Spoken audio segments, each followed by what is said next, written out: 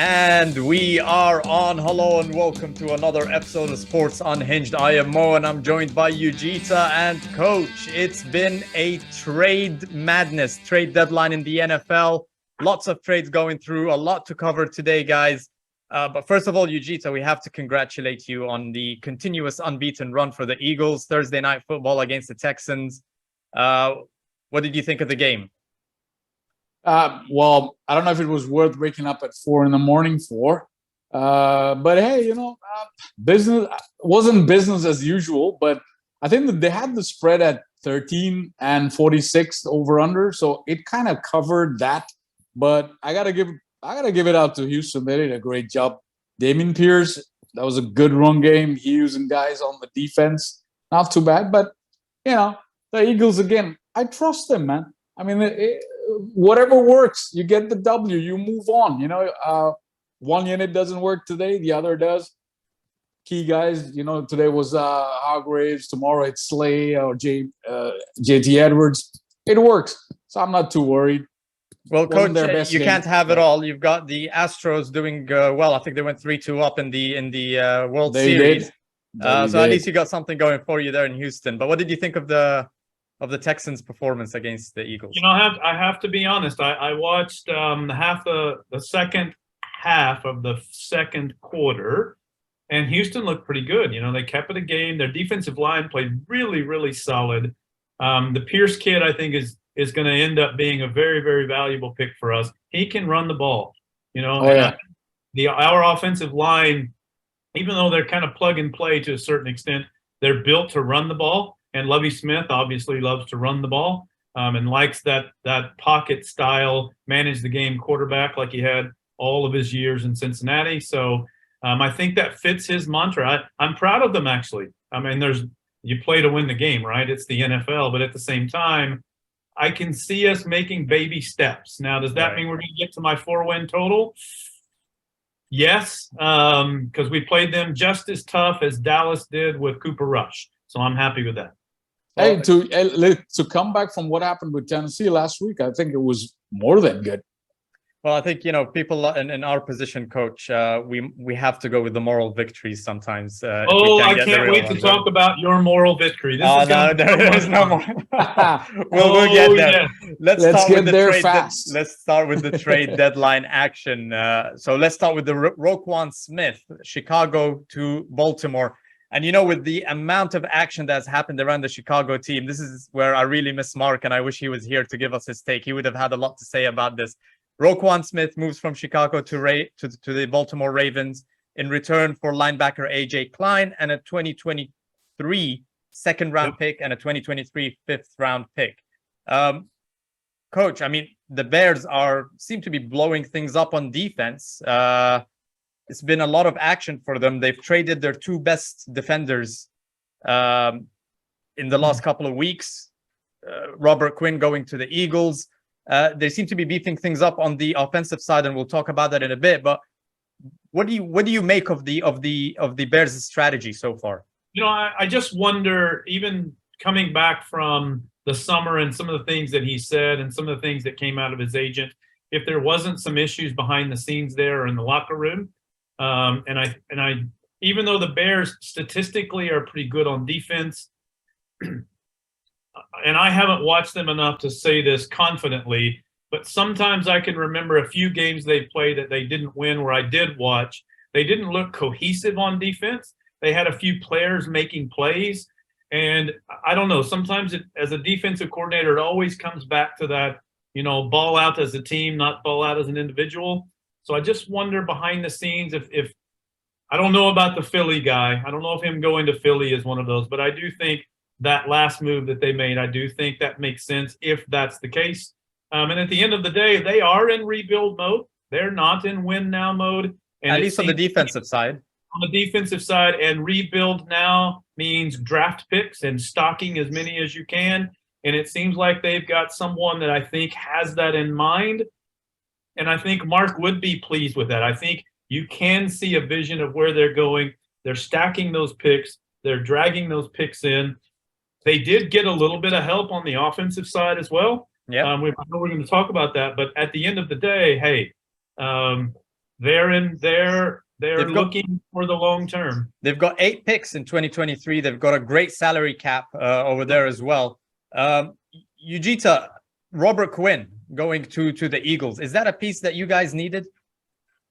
Well, yeah, kind of. I think, look, what they're trying to do is kind of build up the roster there.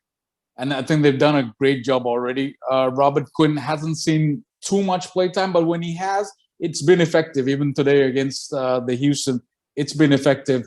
So it's just a matter of getting the guys in there. They know they have a good roster to make it all the way today. So beefing it up.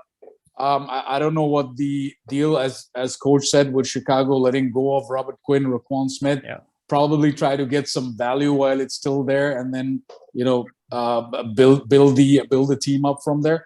But I think Philly did a good job building that depth. In the last couple of years, the Super Bowl champions on defense, when you have depth on the defensive line, right, where those guys don't have to play but about 75 to 80% snaps, even if you look at what LA did last year. I think it's a really good move for their depth. And he'll rotate in. Don't worry. He is a solid player. Oh, no, absolutely. He's an extremely good run defender, too, and sometimes that gets lost. Yeah. They're going to play some people that like to run the ball in their division. Yeah, I don't know. Giants. I don't know. Dallas. And I think that's where they did a good job beefing that up. Look, I mean, Howie Roseman does not make a deal unless there is something, really vital to the defense. But even with the Roquan Smith to Baltimore, the Ravens, yeah, I mean, that's a good deal for Baltimore. I mean, here. Do you think so? Because he has an expiring contract. I mean, I don't know how Eric DeCosta is going to handle this. Is he going to pay him top tier kind of money, like Shaq Leonard and Fred Warner, like about I think 19 million? And they also have Lamar's contract coming up. That still needs to be taken care of. So. This is where they're going to get stuck. But for the moment, they've seemed to have addressed one of the issues they've had on defense. So it could be for this season, because this is a guy who can catch. I mean, he can blitz, he can cover. And he can do a lot of things. Yeah. So he can organize that defense. So I think they got him to be able to beat Cincinnati to get them into the playoffs, and he was a missing piece. Yeah, I can rush from the outside. I can cover the slot if I need to. I can cover the back out of the backfield if I need to. And he is good at that when you set him up correctly. And I think just a change, it will be good for them, because if they beat Cincinnati, they're going to the playoffs, and nobody wants to play Lamar in the playoffs. Exactly. No. All right, staying with Chicago though, they got Chase Claypool from Pittsburgh for a 2023 second round pick. What do you make of that, Coach? I mean, it was a bit of another one that I think Fields is getting another piece in the offense. They've got Mooney, they've got Claypool now. Does that make sense? They're giving up a second round pick. I think Chase Claypool himself was a second round pick in 2020. Is it worth giving up that much for Chase Claypool at this particular time in Chicago? Yeah, probably so. And his contract, I think, if I read that right, it fits them good for the 23-24 upgrades, which is kind of where I think they're looking. At the end of the day, they've got to give this kid some more speed at the outside. Yeah, they have some decent wide receivers, but they just don't have that breakaway to take a little pressure off him running or their running game, because they're decent with him running in the running game, but there's no burner. So I think that was a good one. It's a little bit of a head scratcher for me why Pittsburgh would give him up. Yeah. I think there were some locker room issues. They weren't very happy with Chase Claypool and, not on the field, but off the field. They like your guy, Mo. George Pickens. Looks like they like him Pickens, more. him coming in as well. Right. Yeah. And also, I don't know. He being Tomlin, very seldom trades good young talent. Yeah. He plays them for as long as he can play them. So that was a surprise. So it must be something internal. I think you're right. No, but I'm also looking at the kind of the draft pool in 2023. There aren't that many wide receivers available there.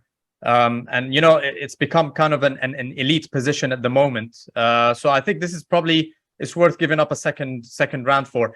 Well, Another thing is, yeah. Sorry, Go ahead. they didn't really lose a second round because they got a second round pick. I think on the Quinn trade, they got a second round pick. Yes, so they just kind of technically, moved that around. Yeah, they didn't really lose a second round pick. So I don't think they used that particular pick. They used their other fine, second round, so but they moved still down have, a little bit. Yeah, a they little moved bit, down yeah. a little. Yeah. No, and they're going to get, what did I say? Two, or I remember reading, they're going to get 2 extra conditional third rounders for 2 of their people in the front office that were moving to another team. Yeah.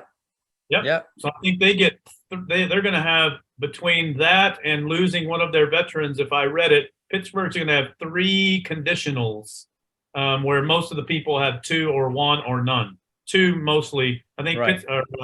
New England does a good job. It seems like they always have 2, but I think Pittsburgh's going to have 3. That's huge when you talk about depth in your team.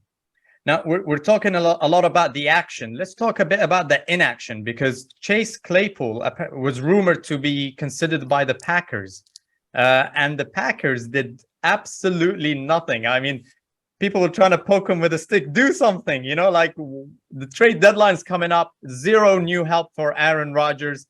Eugita, are they sending a message to Aaron Rodgers? You're the MVP. You should, get us there with what you have.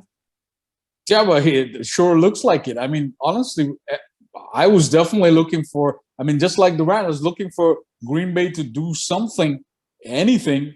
I mean, he and Green Bay have been complaining about their receivers, their rookies, and all of that stuff. So, why wouldn't you go in for someone like Claypool or, whoever is out there? So, yeah, I mean, we talked about this for about a couple of podcasts. There seems to be some disconnect between, him and LaFleur or the front office or whatever. So are they sticking it to him now? Hey, yeah, go ahead. There was a funny tweet where a video resurfaced from when Mike McCarthy was their head coach, and they were asking him in an interview a day after the trade deadline, why didn't you guys do anything in the trade deadline? And he was like, I thought that was next week. Was that yesterday? And and it seems to be kind of the exact same situation happening all over again. Coach, what is your take on this when it comes to Aaron Rodgers and the Green Bay Packers? Guys, I'm tired of Aaron Rodgers. I have to say it, and I don't do that. It's tiring to talk about it. Yeah. Thank you. I'll quote an ESPN person I watched a few days ago, and they said, "Listen, timeout. You wanted us to give him some talent. You want us to give him the best receiver we can go out and get. Let's not forget the last 2 years, they've had the best receiver arguably in football and got out in the first round of playoffs. What the hell more do you want to give the guy?" So maybe it's his turn. I love that take. Yeah. I love that idea of, well, let's get Aaron Rodgers some help. Hold on. Devontae Adams was a lot of help, and you get bounced, right? Yep.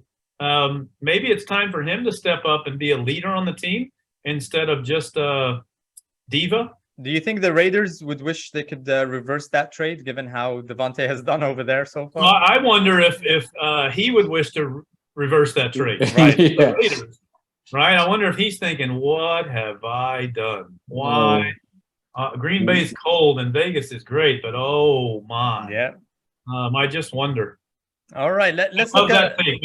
I'm pleasantly happy. Yeah.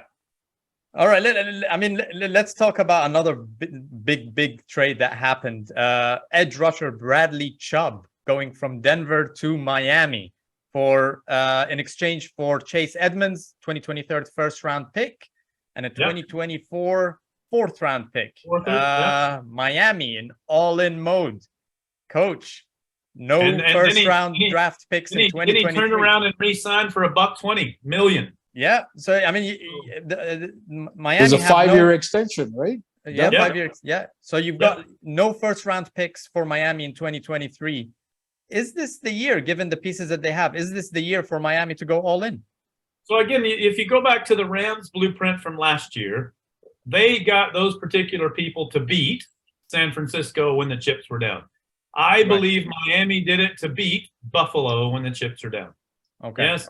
They're in our division. We need somebody that has the ability to rush the passer. We don't have that at the moment. We've got some serviceable players. But Right. at the end of the day, when that guy comes in and he's going to have his head on straight because we got lucky the last time we played him, Right. we've got to have somebody that can contain him. I believe that trade was directly related to their division foe in Buffalo. That's my opinion. I do think he definitely upgrades them in the front four.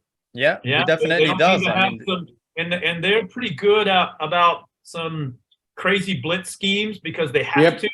Now Yep. they don't. yeah, they don't have to give up, they have don't have to crazy go blitz. blitz zero, And yeah, Don't they're have to not be gonna aggressive. give up those 25, 30, 40 points a game that they've had, even when Tua was playing or not playing. So we'll see. I like the move. I really do.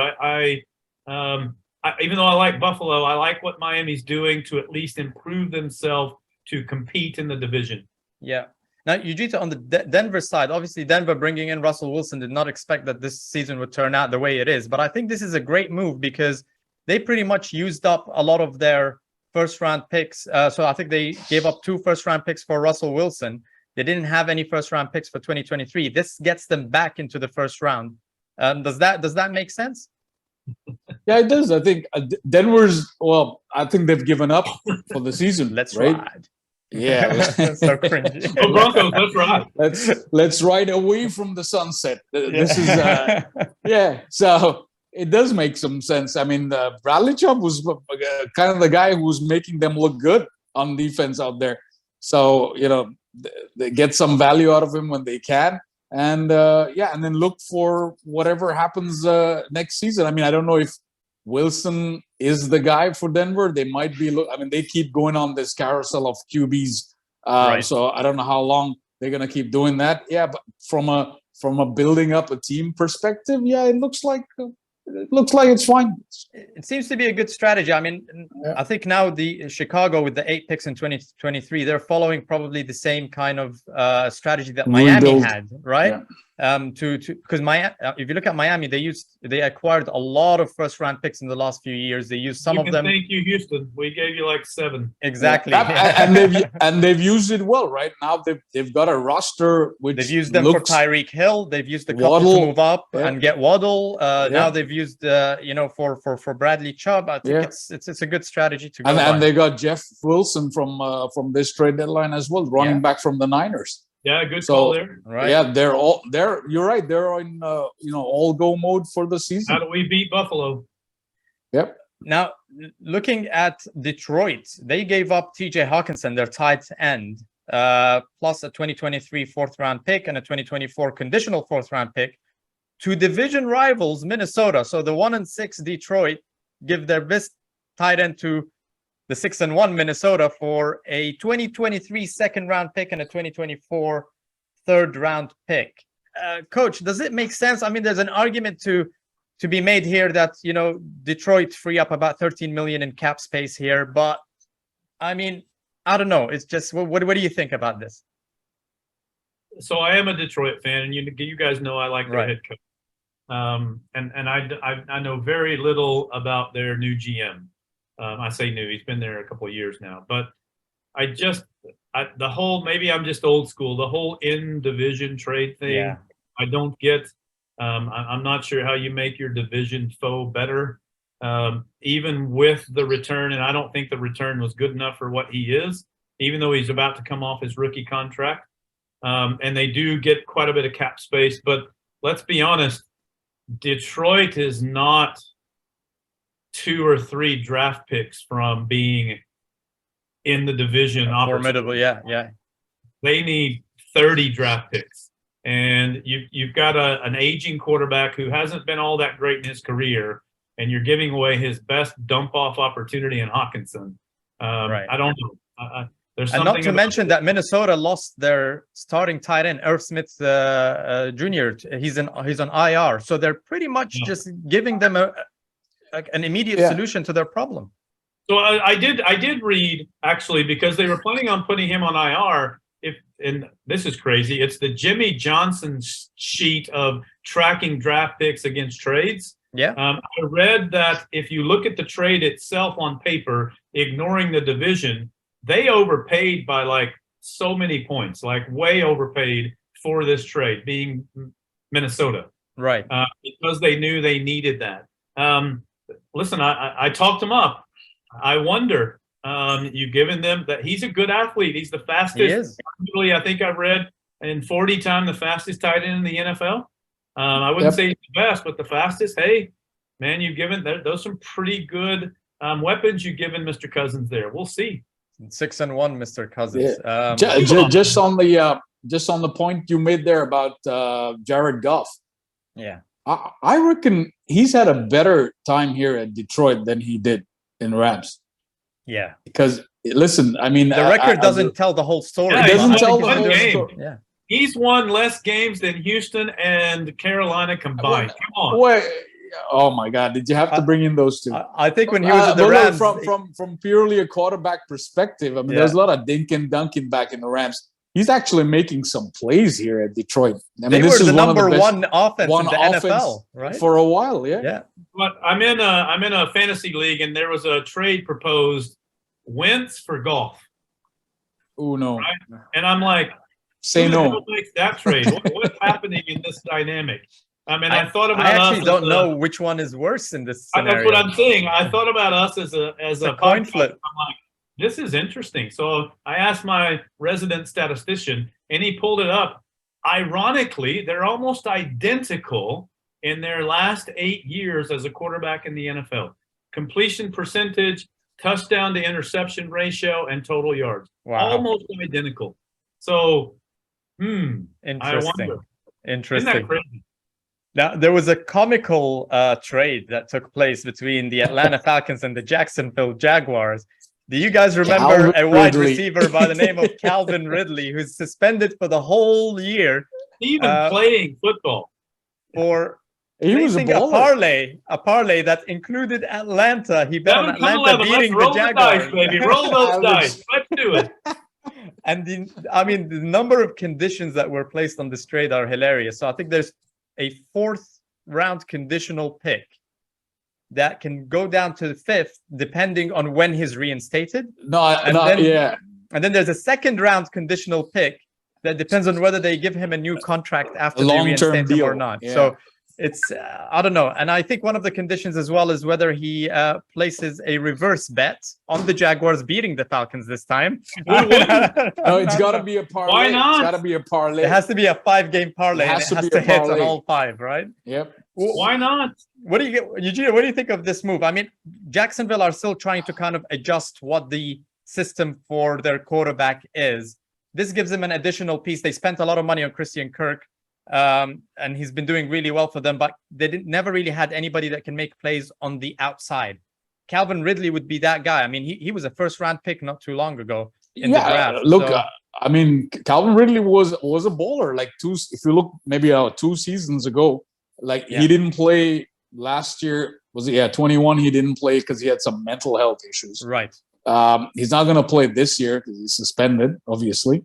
So they're looking long-term with Calvin Ridley. So they're expecting Trevor Lawrence to be that kind of quarterback, which he isn't at the moment. Right. He's not a big, explosive, game-winning quarterback. Definitely not the generational talent he was promised to when he was drafted. Not yet. Yeah. But if they're thinking that we can get a veteran guy, and the best we could do right now is Calvin Ridley for next season and whatever seasons, then, God go with them.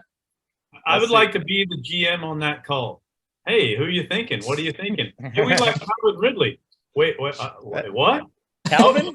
Yes, absolutely. Come downtown. Have I got a deal for you? Russian roulette, Calvin? Are you talking about him? Have I got a parlay of draft picks I need for a you? second cousin not to attend the game, so that's one condition. Yeah. I need a stepmother's half-brother only to be able to do this. Yeah, that's a condition. Come on now. Too many conditions there. There was a weird one that I saw. Naeem Hines moving from that's a good one. Indy to I Buffalo. want to talk about that one. That's a good one. I couldn't make heads or tails of this trade, Coach. Make it make sense. Speed. So when we get off everyone who's listening to this in YouTube, do a quick little Google of Hines trade speed comments of Josh Allen. Okay. And he's in multiple I think it was Sports Illustrated. I think the Wall Street Journal, New York Times. He said we went into our normal drills on Monday, first time back. Yeah. And he and whoever that he was talking to looked at each other and went, "My God, he's fast." Yeah. Okay. So he lines up in the slot more than the running back. If you look at his Singletary, yeah. Yes, they can play a lot like Pollard and Zeke in Dallas. They can put him in the slot. They can rush him out. They can do a lot of jet sweep stuff.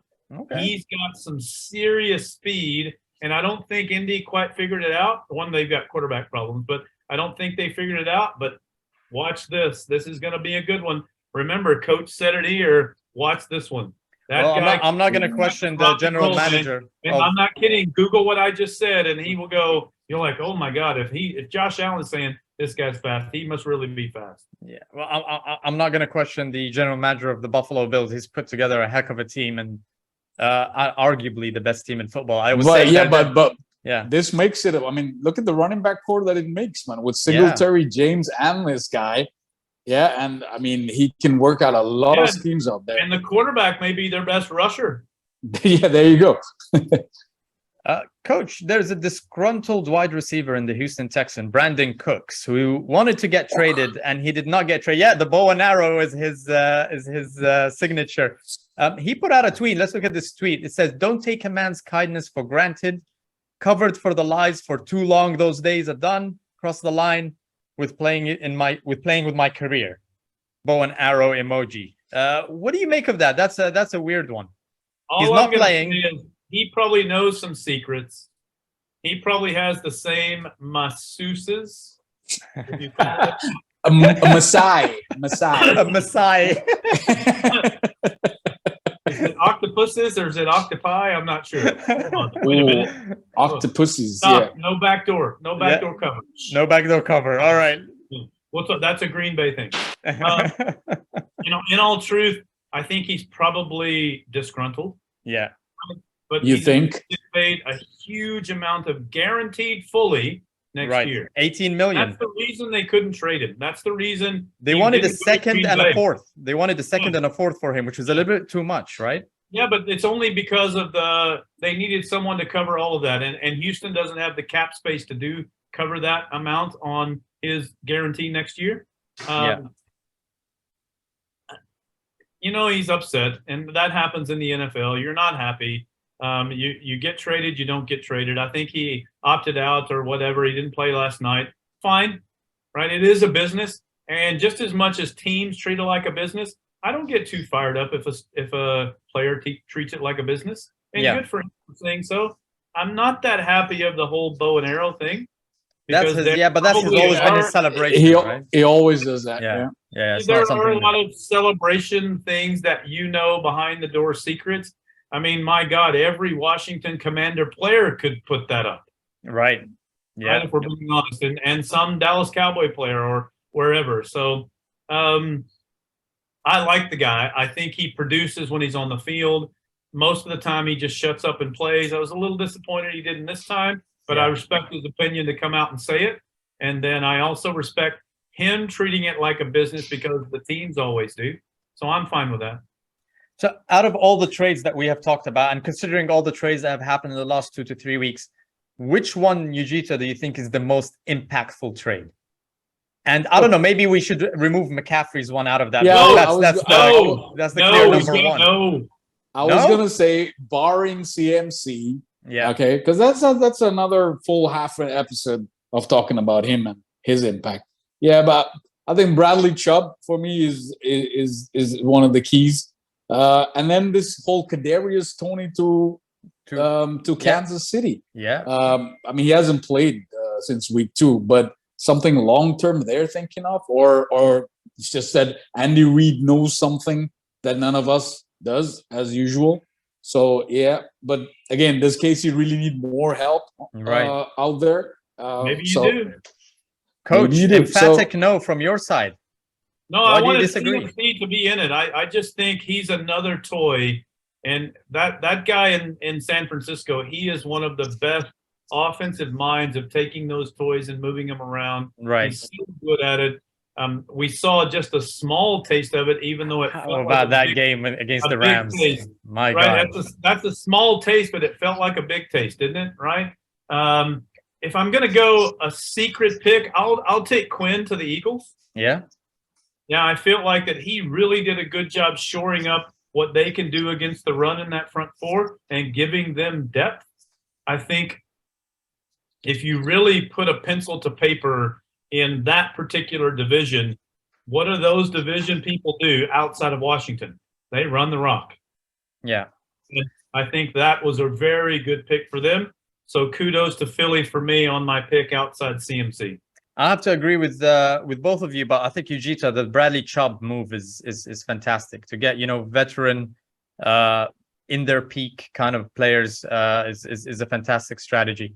But McCaffrey, my God, did you guys see him against the Rams? 3 touchdowns, 1 rushing, 1 receiving, and he threw one to Ayuk. So he was quarterbacking too. Hey, that throw was just Shanahan showing it up to McQuaid. Amazing.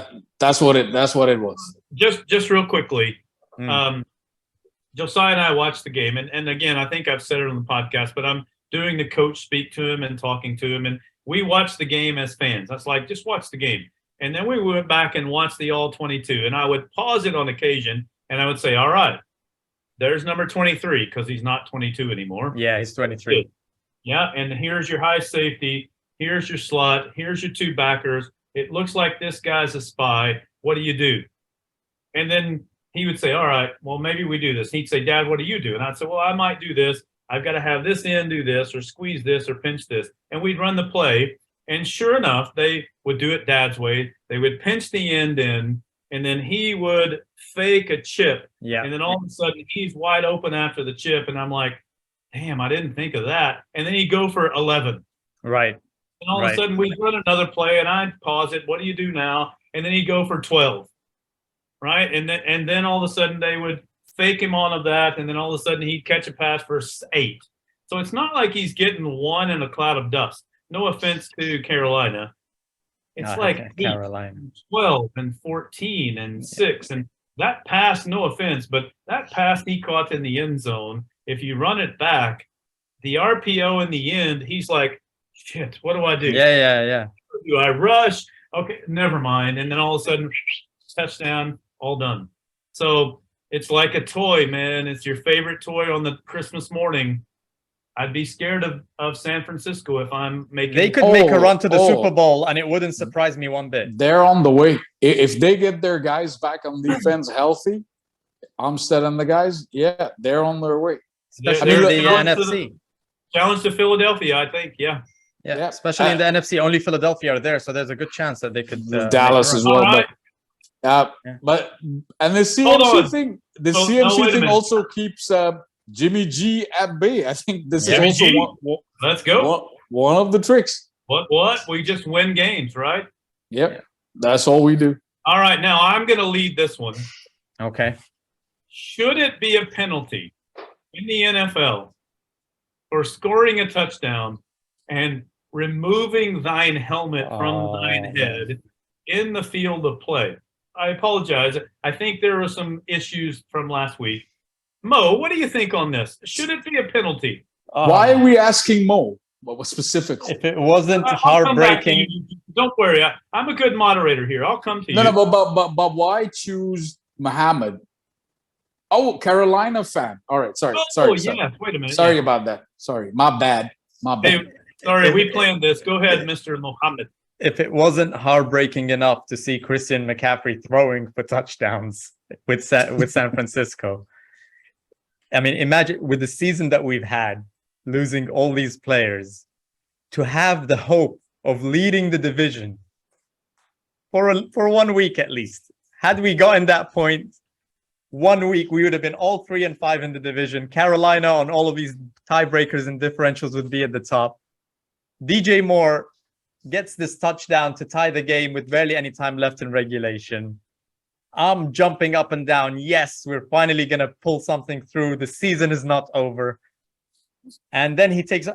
Should it be a penalty? No, it shouldn't be a penalty because who is he hurting, right? Is it for the player's safety that they have this rule? I don't understand. And he was moving out of the end zone anyway. He was leaving the field. He took the helmet off. But then Pinheiro should have been scoring those extra points. We then go to overtime.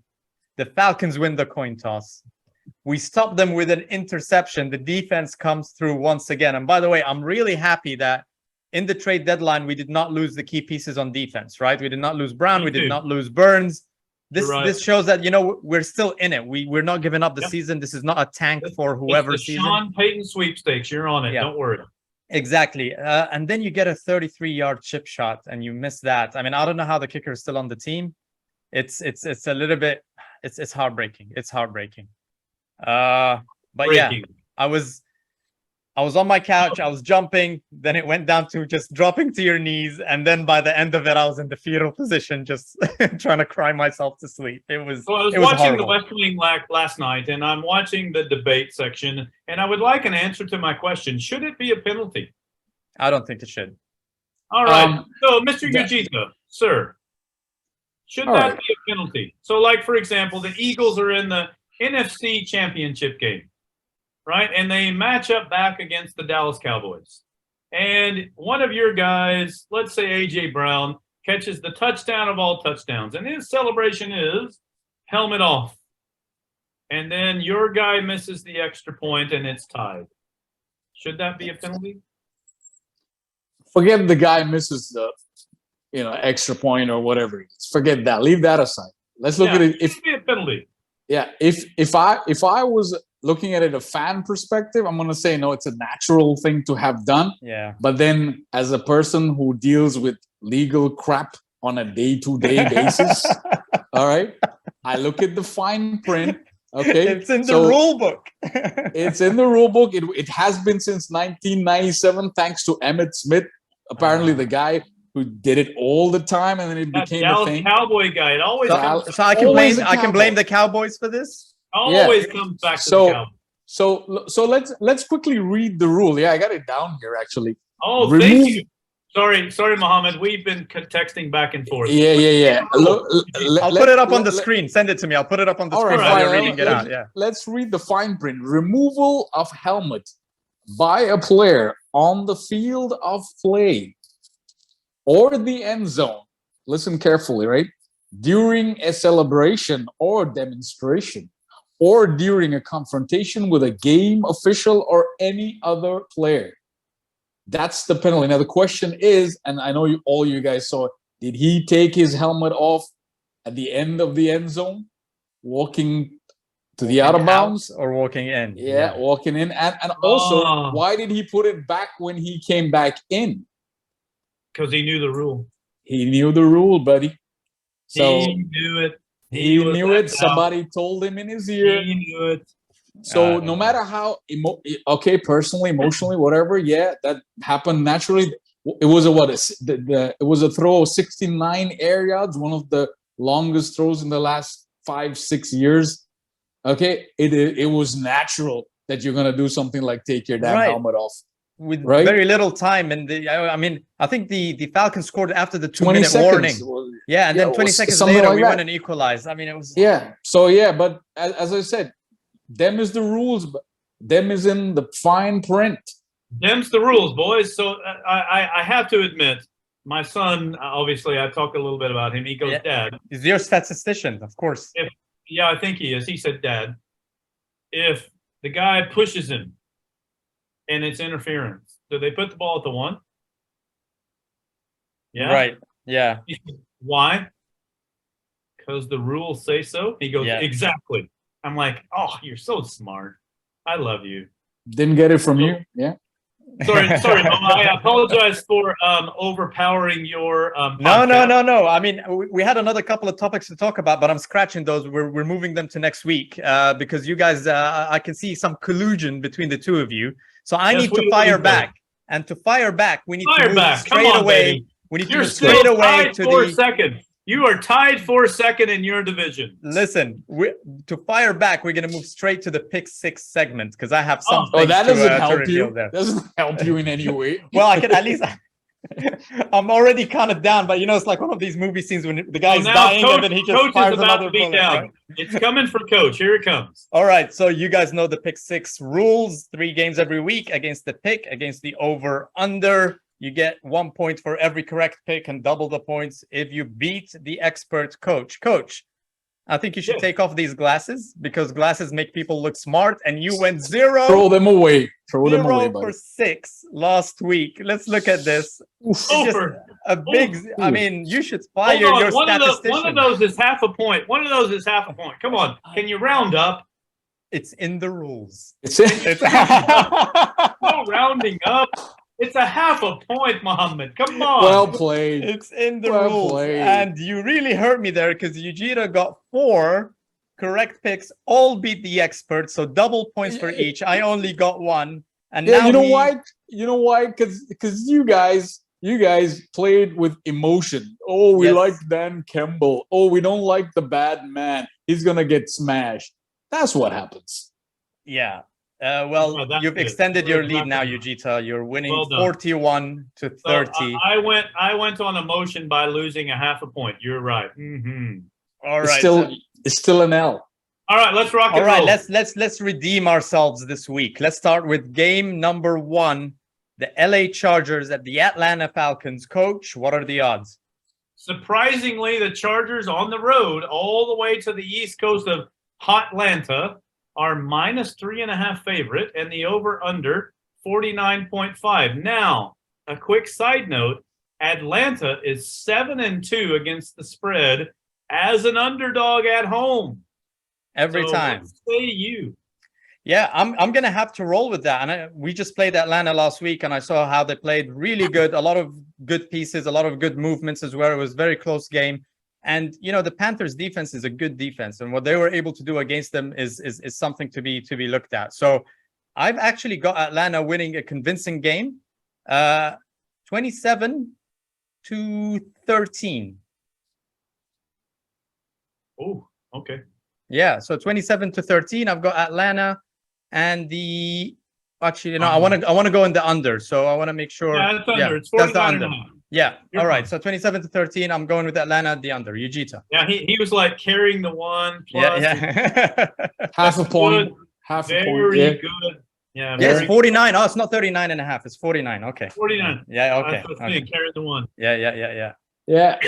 I like the under in this as well, but Chargers coming back from a bye week, and I think Herbert's going to be a little bit more healthier. Atlanta haven't got the pass offense to do anything about his arm there. So I'm not going with you. I'm not fully convinced by Atlanta. They keep winning these off games. 27-20 Chargers. 27-20 to the Chargers. Okay. All right. So that's the Chargers and the under, yeah? Yep. Coach, give us your expert opinion this time, please. Well,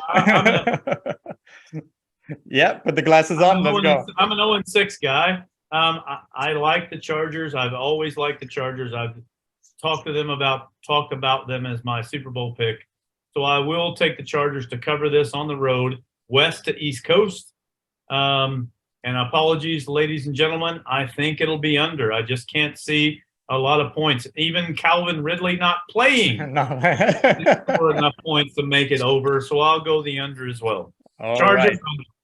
Excellent. All right, game number 2, the Indianapolis Colts at the New England Patriots. Coach, what are the odds? Hey-o, New England, -5.5, over under 39. Now, I want to be clear here. Even though the Colts have had quite a bit of success, as we say, they are 2-6 against the spread this season entirely over underdog or favorite. Okay. Yujita, get us started with this one. Yeah, you know what? This is a little bit of a tough one to call. Look, I'm still not convinced over New England. Although they beat the Jets, Mac Jones didn't have the greatest game there. But Indy's kind of spinning out of control. Didn't they fire their OC? Matt Ryan has been benched or injured. No one seems to know yet. What is the story around that? Yeah, I never got it. Well, no one really seems to know. I mean, the news story is that he's got a shoulder injury, He's not married to a But- supermodel. What's the problem? Maybe he has on the back door. Maybe he needs to. Yeah. Maybe. There you All right. Keep going. Give us your So, score, Yujita. I don't know. I don't know. It's a tough one to call, but with all those issues going on in India, I favor New England in this, and I think they will actually cover as well.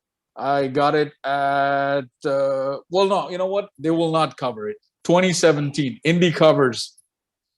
You had to do that.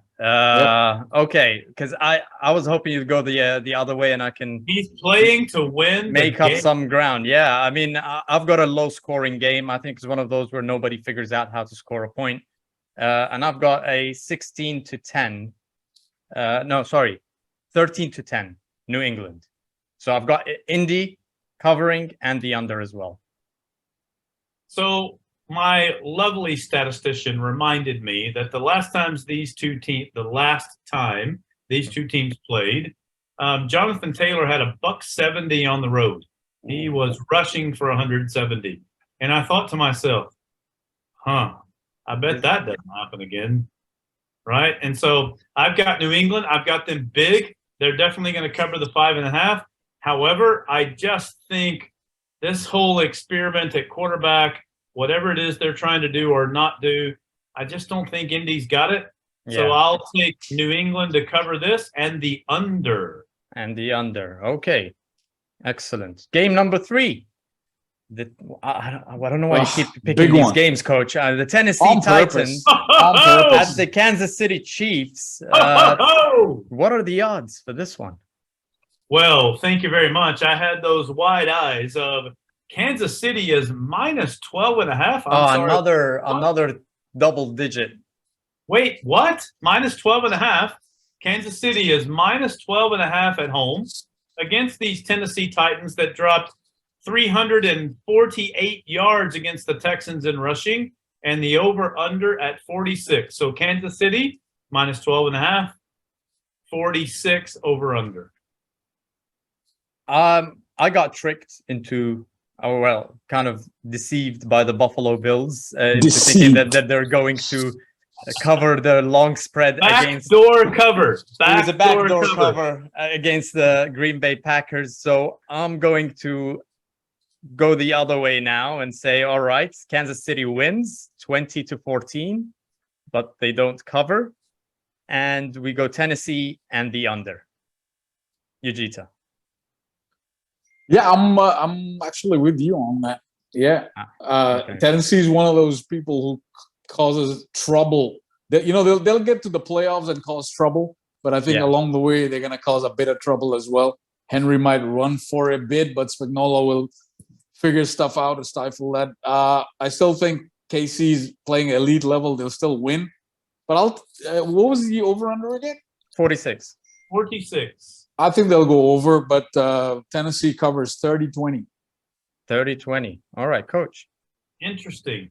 There are places in the world where the backdoor cover is necessary, and we'll talk about that on a later podcast. But at the end of the day, listen, the Chiefs are better than the Titans. The Titans can run the ball, but I think a very much kept secret in the media or anything you read, the Chiefs lost one of their very good run defenders this week for a few weeks for some things that he should or should not have done. Yep. And so I think that the Chiefs are going to have a hard time stopping that run. So I'm going to go the Titans to cover in a backdoor cover, and I'll go the under this 46. Same pick. All right. Excellent. We've got Chicago. All right. We don't need the tiebreaker, but Chicago are at home to the Miami Dolphins. Ooh. Anyone? So this is quite surprising. The Dolphins at the Bears. Miami is only a -5 here. I found that quite low. I found it quite interesting. And the over-under at 44.5. I'm not sure what Vegas or whomever is placing these worldwide wagers is doing here. But I really like the Dolphins as much as I love the Bears. I really feel like they're going to cover this and cover it big, and it's going to go over. So I'll take the Dolphins over 44.5 and to cover -5. I don't know whether it's over or under, but I'm just going to go out there and say Chicago makes the upset of the week. 30. And 30 points. 30 points. 27. points. Let's say 27. 30.5 Let's say points. 27. That All was right. 30 points. The moment you say under 30, they score 30. Yeah, The so 30. Yeah, so I'm going to go 27 so that they score over 30. Yeah. Nah, Miami's going to cover this. I don't think Chicago has the defense to stop that speed. Yeah. So I also think this will be the time we get to see how because the one thing that the Bears do well is run the ball, whether that's with the quarterback or with the running game. And what has Miami done? They brought in a very good run defender. Bradley Chubb. And we'll see, right? Not just rushing the passer, but he does a very good job containing the edge. So we'll find out. We'll see. We'll know if they have the ability to beat the Bills. Yeah. So At the same time, we'll see how Claypool fits into that Bears offense. Fields to Claypool. We'll see we'll what that see. connection happens. Yeah. will Claypool fit as well as CMC has done in San Francisco? Ooh, yeah. Oh, it's very poetic. Very nice. All Very right, cool. all right, Very you nice. guys. Go Bears. I think we can end it there. It's been a very difficult episode to go through for me, but thanks for that, guys. Never pull your helmet off when in doubt. Keep the cover on. I think I'll turn up to the next podcast with a Don't helmet mess on. I need with to find your an NFL helmet. helmet somewhere. It was all I could do. I did. And some of you know I've coached the Dubai American football team for 1 year here. I reached out to everyone. Can I just at least get an American football helmet so that I can just put it on and throw it off? And I couldn't get it done. So You couldn't get it done, or you couldn't find one that fits your head.